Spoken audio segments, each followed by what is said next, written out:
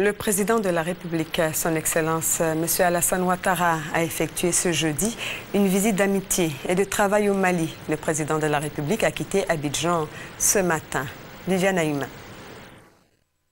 C'est une visite d'amitié et de travail que le président de la République effectue ce jeudi 20 octobre au Mali. Visite d'amitié et de travail qui sera marquée par des entretiens en tête-à-tête avec son homologue malien, le président Amadou Toumani Touré, pour définir et conclure un certain nombre de projets dans l'intérêt des deux pays et pour le bénéfice de l'intégration sous-régionale. Au plan sécuritaire, le voisinage avec le Mali pose peu d'inquiétudes, même si de nombreux réfugiés ivoiriens ayant fui les crises répétées depuis 2002 ont trouvé refuge dans ce pays. Les conditions pratiques de leur retour seront sans nul doute examinées au cours de ce séjour du président de la République en terre malienne.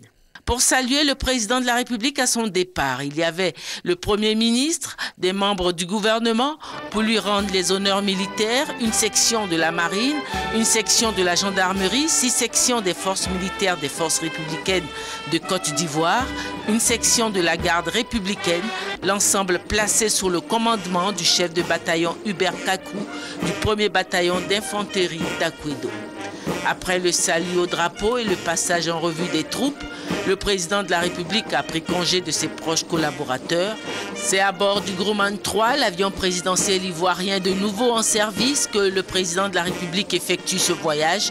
On se souvient qu'en pleine crise post-électorale, le président Alassane Ouattara, depuis le Golf Hotel, avait fait immobiliser en Suisse le Grumman présidentiel envoyé pour visite technique par les anciennes autorités.